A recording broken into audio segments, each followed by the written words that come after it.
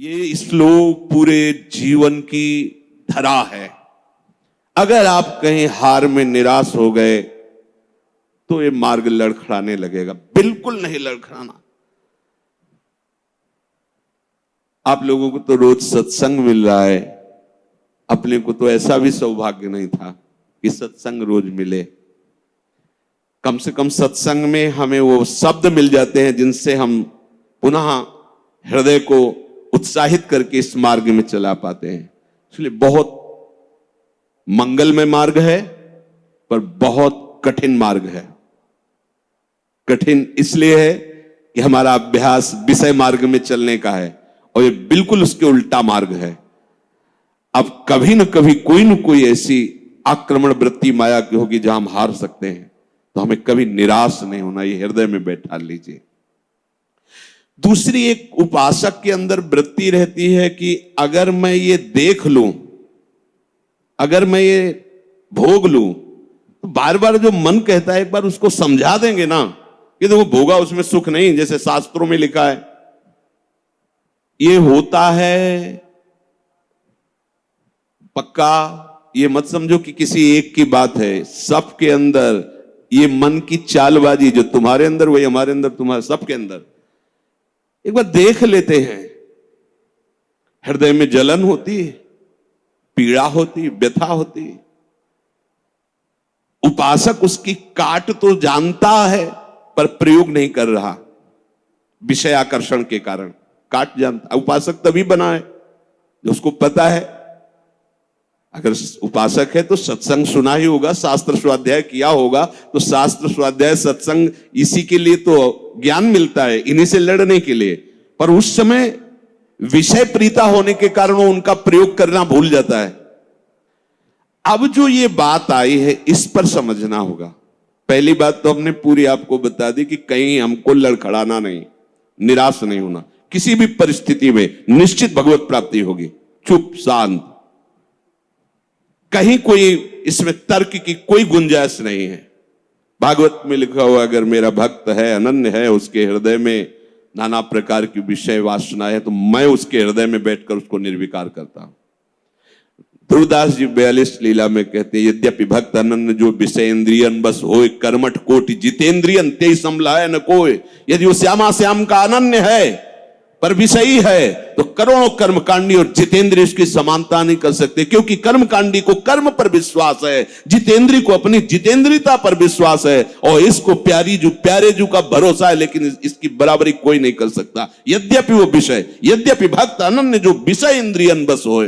ये कोई केवल ऐसे नहीं कि ये भाषण हो रहे हैं, मनमानी जो आया सो बोल दिया। तस्मात् शास्त्रम प्रमाणम, और सबसे बड़ा शास्त्र ये है हमारी छाती, जिसको हम जीते चले आ रहे हैं। ये मन कभी कभी हमको ऐसा प्रेरित करता है, जहां इसको विषय संयोग होने का अवसर दिखाई दिया, कोई क्रिया, कोई संयोग, कुछ, तहां ये मन बुद्धि को इस तरह से आकर्षित करता है कि सुना है शास्त्र, गुरुजन कहते हैं कि सुख नहीं है, पर अगर हम इसे एक बार भोग लेते तो हमें पता चल जाता कि सुख नहीं, फिर हम अपने मन को समझा देते। इस बात पर आपको सावधान होना है। ये नहीं कि ये हमारे हृदय में आती, इनके हृदय में आती, इनके आपके हृदय में नहीं, ये चराचर जगत की बात कह रहा हूं। जो मन को पढ़ा जाता है ना, जैसे संत जन दूसरे की बात 1 मिनट, ये सिद्धि की बात नहीं होती, वो अपने मन को पढ़ते हैं और वही बात कहते, तो वही सबके मन में लगा, हाँ अरे यार ये तो हमारे मन की बात बोल दिया, ऐसे ही चल रहा था। ऐसा वो नहीं है कि तुम्हारे मन की बात कह रहे, नहीं, उन्होंने अपने मन को पढ़ा है, अपने मन को देखा है। आप बहिर्मुख इसलिए समझ नहीं पा रहे, वो उसी को पढ़ते रहते, एक एक हरकत उसकी देखिए। तो जब वो बात कह रहे हो, जब आपको मन में वही चल रहा है, तो आपको लगता है ये तो हमारे मन की, आज जो सत्संग हुआ केवल मेरे लिए हुआ। ऐसा उनका मन, उन्होंने अपने मन को देखा है। तो ये मन ऐसी प्रेरणा करता है। जब हमारा मन किसी भी भोग के लिए ऐसी प्रेरणा करे कि यदि हमें ये भोग मिल जाता तो हम अनुभव कर लेते और मन शांत कर लेंगे। ऐसा होता है कि बहुत दिन से यार लगा है मन में कि समोसा चटनी लाओ यार, एक बार खा के देखते हैं। ये चीज देख लेते, चलाओ टीवी चलाओ, मोबाइल में सर्च करो, ये छू लेते हैं, ये भोग लेते हैं। यही हमारे फंसाने की चाल है। अच्छे से देखना, हम गिरते कहां हैं? जहां हम मन को सपोर्ट करते हैं। मन हमें कैसे दस्तखत करने के लिए राजी करता है? कुछ नहीं बिगड़ेगा, बस देखना है क्या होता है। सूंघने से, खाने से, देखने से, छूने से, शब्द स्पर्श रूप रस गंध, इन 5 भोगों को ही भोगने के लिए हमें विवश करता है। मन ऐसा प्रेरित करता है, ऐसा बोले अब शांत हो गया, भजन करते हैं। कई मिनट माला चलेगा, लेकिन अगला प्रोग्राम वो तय कर चुका है। सामने आपके जहां पेश किया, कांप जाओगे आपकी, ये क्या हो रहा है? हमने तो सोचा था केवल एक बार देख लेंगे, अब क्या हो रहा है? वो ऐसे दलदल में फंसा देता है कि अगर हरि का आश्रय नहीं है तो कभी नहीं निकल सकता, कभी नहीं निकल सकता। न जातु कामः कामनामुपभोगेन शाम्यति, हविषा कृष्ण वर्तमेव भूय एवाभिवर्धते। ये विषयों की लालसा भोगने से कभी भी शांत नहीं होती। ब्रह्म ऋषि महापुरुष, इनके अनुभव की बात है। न जातु कामः कामनामुपभोगेन शाम्यति। समझ लो, मन को ठीक करने के लिए महापुरुषों के वचन ही शस्त्र हैं, वचन ही प्रमाण हैं। जब हमारा मन ये लालसा पैदा करता है, तभी हम उसमें तदात्म हो जाते हैं, क्योंकि हम सुख के लोभी हैं। वो हमें सुख दिखाता है, बस ऐसे, बस उसी समय विषयों की लालसा हमारे सामने प्रकट की गई, मन ने प्रस्तुत किया। ऐसा समझ लो कि जीव एक राजा है और बुद्धि उसकी रानी है और मन उसका मंत्री है। और इस मंत्री ने चतुरता पूर्वक पूरे राजमहल को अपने अंडर में कर रखा है। जैसा ये चाहता है वैसा दस्तखत दोनों से करवा लेता है। मन, हमारी बुद्धि एक एक वृत्तियों पर अधिकार कर चुका है। अगर बुद्धि निश्चय करती कि गलत है, बिल्कुल नहीं सुनता और दस्तखत करवा ही लेता है, समझना। और राजा इतना अधीन हो चुका है बुद्धि और मन के कि वो कुछ निर्णय करता ही नहीं है। जहां जैसे रानी ने इशारा किया तो मंत्री ने कागज रख दिया, उसने दस्तखत कर दिया, पढ़ा भी नहीं कि है क्या ये। अगर वो पढ़ ले और वो रानी और मंत्री की अधीनता को समझ जाए कि मैं इनके अधीन हो रहा हूं, तो आप समझो 1 सेकंड में पूरा सिस्टम ठीक हो जाएगा, क्योंकि वो सर्व सामर्थ्यशाली है। बस चूक यही हो रही, आज तक कभी उसने पढ़ा ही नहीं कि क्या पेश कर रहा है, बस दस्तखत कर दिया।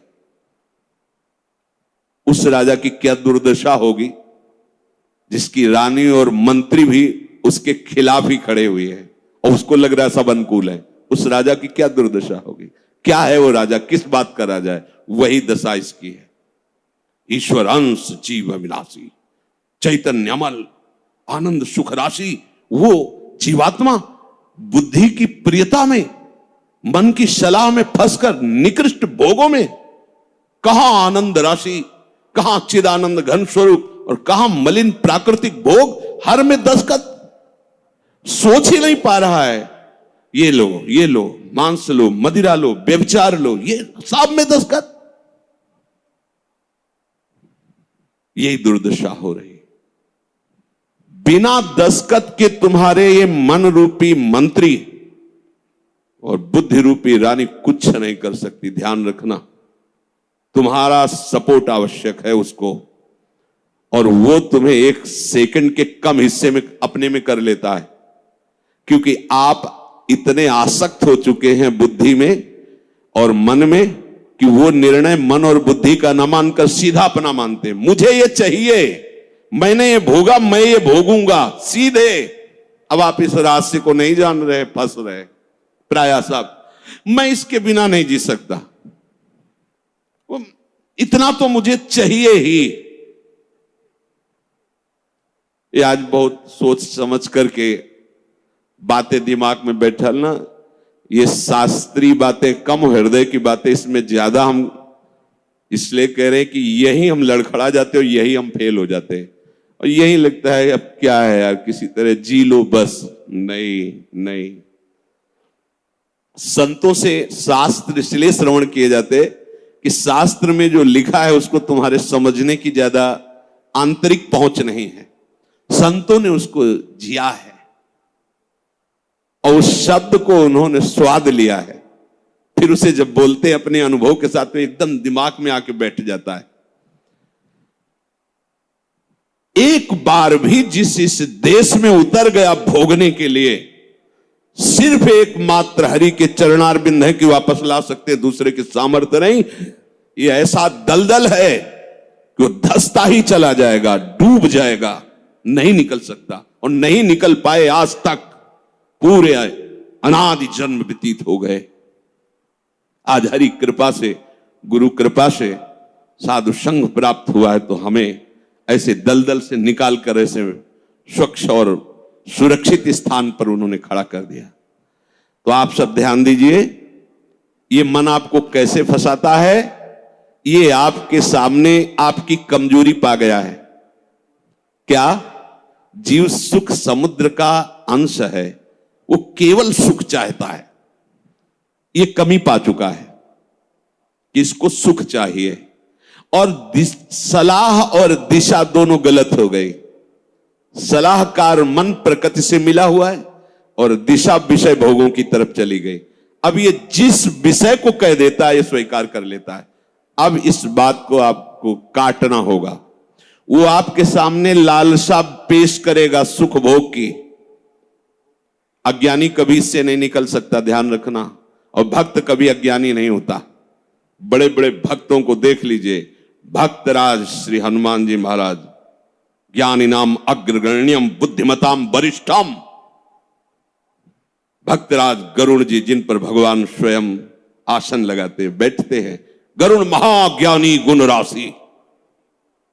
हाँ, भक्त को कोई कहे कि ये तो अज्ञानी, भक्त परम ज्ञानी होता है। दोनों पक्षों का ज्ञान होता है, प्रेम का भी और आत्मस्वरूप के बोध का भी।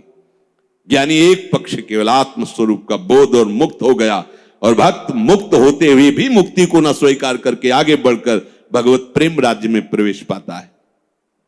न जातु कामः कामानामुपभोगेन साम्यति। ये बात बैठा लिए भाई। ये जो मन आपको पेश कर रहा है कि ये क्रिया हो जाती, ये भोग मिल जाता तो मुझे शांति मिल जाती और फिर मैं आराम से बैठ के भजन करता, सावधान रहना। ये दुश्मन आपको प्रलोभन में फंसा कर ऐसे दलदल में ले जा रहा है जहां केवल हरि बचा सकते हैं, दूसरा नहीं। केवल हरि, केवल हरि, दूसरा नहीं। विश्वास करना, दूसरा कोई नहीं बचा सकता इस दलदल से, क्योंकि आप बचना ही नहीं चाहेंगे। ये ऐसी मृत्यु है कि इससे आप हंसकर गले लगाएंगे, इसके लिए तड़पेंगे। ये न भयावह नजर आएगी और न एक कटु नजर आएगी, पर ये जहर से भी ज्यादा कटु है और मृत्यु से भी ज्यादा भयावह है। ये भगवती माया का जो आकर्षण है, उस समय अगर कोई बचा सकता है तो केवल हरि, दूसरा नहीं। हविषा कृष्ण वर्तमेव भूय एवाभिवर्धते। जैसे अग्नि में घी डालते जाओ तो अग्नि प्रज्वलित ही होगी, बुझेगी नहीं। ऐसे ही तुम्हारे सामने मन की जो जो भेजी हुई भोग लालसाएं हैं, अगर उनको तुम स्वीकृत करते गए तो तुम्हारी कामना तुम्हारा नाश कर देगी, तुम्हारा पतन कर देगी, दुर्गति प्राप्त हो जाएगी। न चेन्द्रियाणाम भोगाभ्यासेन वैतृष्ण्यम कर्तुम शक्यम कस्मात्। भोगों के भोगने से विषयासक्ति इंद्रियों की भोग चंचलता बढ़ती है। अतः कभी भी भोग भोगने से सुख और शांति नहीं प्राप्त हो सकती। ये वो महापुरुष जो भूत भविष्य वर्तमान तीनों कालों का ज्ञान रखने वाले हैं, और ऐसा ही आप भी अनुभव करके देख चुके हैं। जो गृहस्थ में है या जो विरक्त है, तो अभी विरक्त हुए हो 10-5 वर्ष से, अनादिकाल से भटक रहे हो, तो विषयों में ही तो भटक रहे हो। केवल अभी ये लगता है आपको, ये नया स्वप्न है, तो लगता है कि हमारा जन्म पता नहीं हुआ कि नहीं हुआ, हमने तो जीवन में कभी भोगा नहीं। अरे बहुत पुराने हो, पुराण पुरुष पुरुषोत्तम के अंश हो, तो तुम भी पुराण सनातन हो। अब इस भोगाभ्यास की तरफ कदम यदि बढ़ाया तो जीवन संकट में फंस जाएगा। इसको रोकने से बात बनेगी, ना से बात बनेगी, हां से नहीं। इसमें हां नहीं। ये इतना जिद्दी स्वभाव का मन है कि लाखों बार तुम ना करोगे तो उसके ऊपर भी हां कराने की कोशिश करेगा वो। ये हारने वाला नहीं। अगर आप ना ही करते रहे तो आपके अधीन होकर मंगल मूर्ति हरि का स्वरूप हो जाएगा, ये भी ध्यान रखना। पर इसके ना के बाद जो इसकी व्यथा पैदा होती है, उसको सहना किसी महात्मा के बस की बात है, विषयी भोगी पुरुषों की नहीं। अगर उसे कोई, जब मन को ना कहा जाता है और फिर वो जो व्यथा पैदा करता है, उस व्यथा को जो सह जाता है, वही परम पद का अधिकारी होता है। यम ही न व्यथ्यन्ते पुरुषम पुरुषर्षभ सम दुखा सुखाधीरम स्वमृतत्वाय कल्पते। वो अमृत पद का अधिकारी हो जाता है। आप अमृत पद के अधिकार के लिए ही निकले, इसलिए सहना पड़ेगा। और वास्तविक सहना है ही नहीं, भ्रम है। अगर थोड़ा सा विवेक जागृत हो जाए तो हंसकर निकल जाओगे, कोई जलन नहीं, कोई परेशानी नहीं। ये केवल माना हुआ है। जो हम देख रहे हैं कि सामने वो सर्प है, वो है रस्सी। हम बड़े बड़े मंत्रवेत्ता बुला रहे हैं, बड़े बड़े अनुष्ठान कर रहे हैं, उससे क्या होगा? वहां कोई फर्क पड़ने वाला है? कदम नहीं बढ़ रहा, डर रहे हैं, पर है क्या रस्सी। एक का जब पता चला तब एकदम भय खत्म हो गया। कुछ नहीं, मेरा गोविंद ही सब रूपों में लीला कर रहा है। जहां ये असलियत पता चला तो कोई क्लेश नहीं, कोई हंसी आएगी, अपने ऊपर हंसी आएगी। का फंसा था। जैसे ठूंठ को भूत मानकर भयभीत हो रहे, पर जब नजदीक गए तो हंसी आएगी। इसको भयभीत, ये तो लकड़ी का ठूंठ है। इसको न चेन्द्रियाणाम भोगाभ्यासेन वै तृष्णम कर्तुम शक्यम कस्मात्। कोई ऐसा नहीं कि भोग भोगते हुए अपनी इंद्रियों को, मन को शांत कर सके। त्यागात शांति। और हमारा मन हमको क्या सलाह देता है? भोगा शांति। भोग लो तो शांत हो जाओगे। अब थोड़ी देर के बाद फिर चैन से भजन। मूर्खता नहीं, तस्मात् शास्त्रम प्रमाणम। पर ये जो मन व्यथा पैदा करता है, ध्यान रखना, सह वही सकता है जिसका नाम चल रहा होगा। राधा राधा राधा। हम कई बार उपासक जो नजदीक होते हैं, किसी भी अचानक पूछते हैं, कहां हो? बोलो बोलो, कहां हो? जी कहां हो? क्या चल रहा है? मंत्र चल रहा है, नाम चल रहा है, वाणी जी चल। जी नहीं, तो क्या चल क्या रहा है? कहां हो? अब चलने लगा। ऐसे अब चल। हर समय ऐसे ही आपको टोकना है, देखना है। जिस समय आप नाम से रहित होंगे, उस समय दी हुई मन की व्यथा को तुम नहीं सह सकते। और नाम चल रहा है तो बीच में आ गया, उस व्यथा और आपके बीच में नाम चल रहा है पूरा का। जैसे बुलेट प्रूफ नहीं होता, गोली मारी तो छाती में लगती नजर आई, पर वो अंदर प्रवेश नहीं कर पाए। वो जैकेट पहने बुलेट प्रूफ। ये बुलेट प्रूफ है। कोई भी विषय आक्रमण जब नाम चल रहा है तो आपको परास्त नहीं कर पाएगा। देख लेना, आप उसी समय हार रहे होंगे जिस समय नाम नहीं होगा। पकड़ लेना। अगर राधा राधा राधा राधा, सब ठीक हो।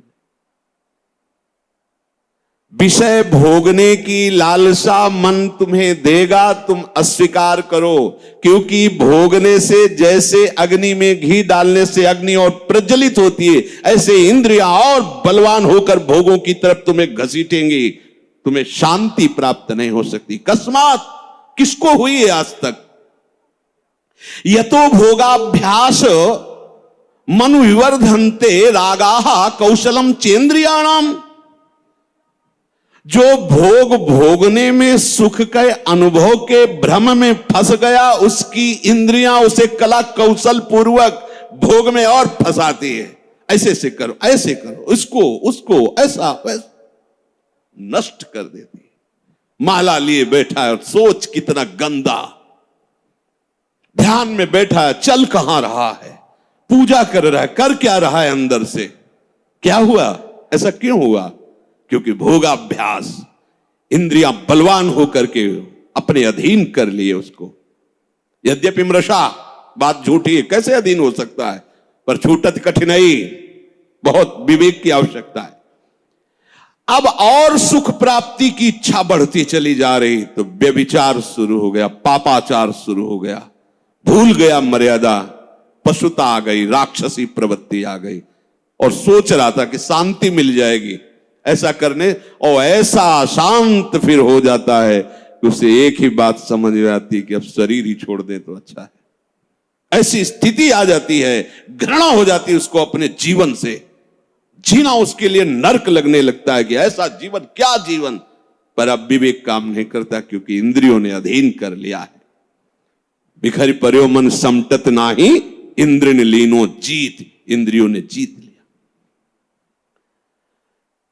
तस्माद अनुपाय सुखस्य भोगाभ्यास, बस वो इसी सुख का चिंतन करता रहता है। भोगाभ्यास कैसे? पूरा जीवन इसी में, भोग सामग्री एकत्रित करना, उसको भोगना, अधिक से अधिक भोग सामग्री एकत्रित करना, उसको भोगना, बस इतना ही जीवन। देख लो जो सत्संग विहीन है, भगवत विमुख, देख लो इतना ही जीवन है। भोगाभ्यास, भोग सामग्री संग्रह, बस उसको भोगना, यही जीवन। ये तो पशु भी कर रहे हैं। खान पान निद्रा भय हार मैथुन। बोले जो, बहुत ध्यान से सुना, अभी शांत बैठा था और मन ने भोग लालसा उसके सामने रखी, वो तदात्म हो गया और भोग करके अब सुख शांति प्राप्त करने की इच्छा में सम्मिलित हो गया।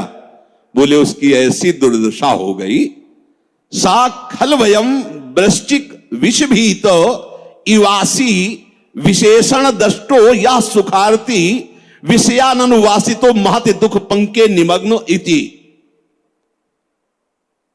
बिच्छू के डंक के जहर से बचने के लिए उसने अपने हाथ को सुरक्षित समझा सांप के बिल में डालना। अब उसकी क्या दुर्दशा होगी? भाव इसका, थोड़ी सी जलन दे रहा था जब हम कह रहे थे ना, हम उस बिच्छू के डंक जैसी बात को नहीं सह पाए, और जब विषय भोगा तो कैसा, जैसे सांप के बिल में उसके मुंह में हाथ लगा देना। अब वो जो सांप काटा, अब बहुत 45 मिनट जियोगे, अगर इंजेक्शन सही नहीं मिला मरी जाओगे, क्योंकि वो कोबरा का जहर पूरे शरीर में फैल जाएगा।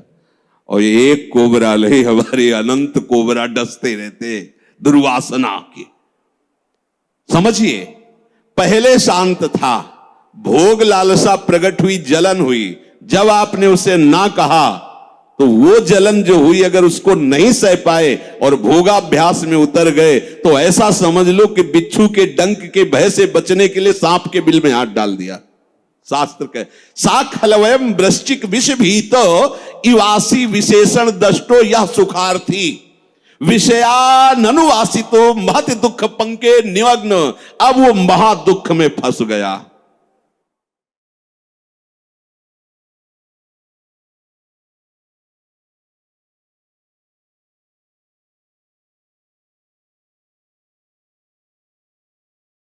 इसलिए मन के द्वारा जो दी हुई भोग लालसा है, आपके बिना ये कुछ कर नहीं सकता। आपको दस्तखत नहीं करना है, बस इतनी बात है। दस्तखत का तात्पर्य स्वीकृति। हाँ ठीक है, बस इतना कहने की देर है, आगे तुम रो चिल्लाओ, तुम्हारी कोई बात नहीं सुनेगा मन, पर पहले वो हां करवाएगा। इसकी चाल है, बिना तुम्हारी हां के कुछ नहीं कर सकता है। ये बात समझ लो। सब यही सैकड़ों बार प्रश्न होते हैं, वो हमारे अंदर ऐसा, वो ये काम, वो ये बात तुमसे सुधरेगी, किसी के आशीर्वाद से नहीं सुधरेगी। ये भी ध्यान रख लो, ये भी अनुभव की बात कहते हैं। कहीं भाग के किसी के भी पास चले जाओ, किसी का ऐसा नहीं होगा कि हाथ रख दे तुम निष्काम हो गए। वो तुम्हारी स्वीकृति है, वो सत्संग के द्वारा स्वीकृति। आप बदलिए, आप नहीं बदलेंगे तो किसी की सामर्थ्य नहीं कि आपका हृदय निष्काम कर सके। ध्यान रखना, वो आप तक इस बात को समझ पाएगा कि मन ने कब भोग लालसा पैदा कर दी और आपने कब उसकी स्वीकृति कर ली। ये दोनों बातें, वो इतना चतुर है मन कि आपको 1 सेकंड के कम हिस्से में स्वीकृति लेके क्रिया में उतार देगा। क्रिया का मतलब बाहरी नहीं, अंदर पूरा मनोराज्य शुरू कर देगा और आप फंसे हुए उसी में डोलते रहेंगे। चतुर उपासक हो। चतुर कौन? रामे भजे थे चतुर नर। राधा राधा राधा राधा, क्योंकि जब आप मनोराज्य में विचरण करने लगेंगे तो नाम छूट जाएगा। नाम छूटा मतलब हानि हो गई। पकड़ो, तुरंत पकड़ो। यही हमारा साथी, यही हमारा मित्र, यही हमारा बल है नाम, जो हमें इस मन की दुर्वासना द्वारा घसीटने पर भी नहीं घसीट पाएगा। श्री हरिवंश नाम बल रहो, अपने बिल्कुल अच्छे से समझ लीजिए, दूसरा कोई साथी नहीं। आप हमारे पास 24 घंटे रहिए, स्वीकृति न कीजिए तो कुछ नहीं है, स्वीकृति कर लीजिए तो हजारों कोस दूर ये शब्द सुनकर आपको हर समय से गोद में रखेगा। ये गुरु वचन ही सदगुरु हैं, उनको आप देखिए तो आपके पास रहेंगे। ये ऐसा दुख में दलदल में भी फंस जाता है, इतना कमजोर हो जाता है कि देखो, सुनकर आपको पहाड़ जैसी बात लगेगी, कैसे निकल पाऊंगा, हमसे नहीं हो पाएगा। और ये बोल कौन रहा है? ये भी तो देख, तू नहीं बोल रहा, बोल वही रहा है जो तुझे फंसाया और तू स्वीकृति कर रहा कि मैं बोल रहा हूं। भोग उसने भोगा, स्वीकृति तूने की, दुर्गति तेरी होगी। समझ पहले, ये ऐसा जाल है, इसे बिना सत्संग के आप समझ नहीं सकते। साफ का साफ धरा धरा। भगवान कह रहे मना कष्टानिंद्रियाणि प्रकृति स्थानी कर सती, तू मेरा अंश, ममई अंशो, तू मेरा है, और ये प्रकृति का अंश प्रकृति में जा रहा है। तू समझ, तो तेरे ही दस्तखत से, तेरी ही स्वीकृति से तेरी दुर्गति हो रही। स्वीकृति बदल। अब अगर हम हमसे ऐसी कोई चूक हो गई है तो हमें चिंता नहीं करनी, अब लो नशानी, अब ना। अगर ऐसी चूक हो जाए, कभी असावधानी हो सकती, तो हमें निराश नहीं होना। सुख दुखे समय कृत्वा लाभालाभ हो जाए, ये आप बैठा लीजिए, नहीं तो ये आपको परमार्थ से अलग कर देगी, चाहे आप 20 वर्ष चलें। बहुत बड़ा युद्ध है, वो डट के खाना पानी बांध के युद्ध में आया है। ऐसा वो योद्धा नहीं है कि पानी पीने के लिए छोड़ के चला जाएगा। जब तक वो तुम्हें परास्त नहीं कर देगा तब तक वो हटने वाला वीर नहीं है। काम क्रोध लोभ मोह मद मत्सर, और आप महावीर हैं क्योंकि हरि की शरण में हैं। अगर आप नाम नहीं छोड़ेंगे, देखो 2 ही बातें कही गई, साधन को हरि भजन है, कै सत्संग सहाय। 2 बात पकड़ लो, सत्संग मिल गया मतलब परम पद में आरूढ़ होने की पूरी सामग्री मिल गई। अब आपको नाम नहीं छोड़ना है। जहां नाम छोड़े तो आप समझ लो, हानि हरिवंश के नाम अंतर कहे हनुमंत विपत्ति प्रभु सोई जो तो सुमिरन भजन। अगर नाम चल रहा है और ये जाल बुनकर फंसा भी लिया है तो कुछ भी हमारे संस्कारों को नहीं बिगाड़ पाएगा। ध्यान रखना, नया संस्कार ये पैदा नहीं कर पाएगा, हमारे अंदर निराशा पैदा नहीं कर पाएगा, ये भोगाभ्यास दृढ़ नहीं कर पाएगा, ये हार जाएगा। नाम हर समय हमारे हृदय में चलता रहे, ये बात पकड़ लीजिए। आज के सत्संग का सार, हम प्रभु की शरण में हैं। भले हमारे द्वारा कुछ भी कैसे भी जिसको हम नहीं संभाल पा रहे, फिर भी हमें निराश नहीं होना, हमें अपने प्रभु की प्राप्ति के लिए कदम बढ़ाना ही है। और हमारा विवेक साथ दे तो हमें मन और इंद्रियों के भोगाकर्षण में दस्तखत नहीं करने, स्वीकृति नहीं करनी। हमारा मन हमको जब जलाएगा तो हमें उसे सहना होगा। हमें उसको शांत करने के लिए कोई विषय सेवन, विषय क्रिया, विषय संग नहीं करना है। बस आप निहाल हो जाओगे। ये तीन बातें एक तरफ और एक बात एक तरफ, हर समय नाम चलाते रहो। अगर ये विवेक धारण करोगे, नाम चलाते रहे, तो आप इसी जन्म में देख लेंगे कि आप दूसरों को तारने वाले बन गए। सतरति सतरति सा लोकां तारयति यल्लब्ध्वा पुमान् सिद्धो भवति अमृतो भवति तृप्तो भवति।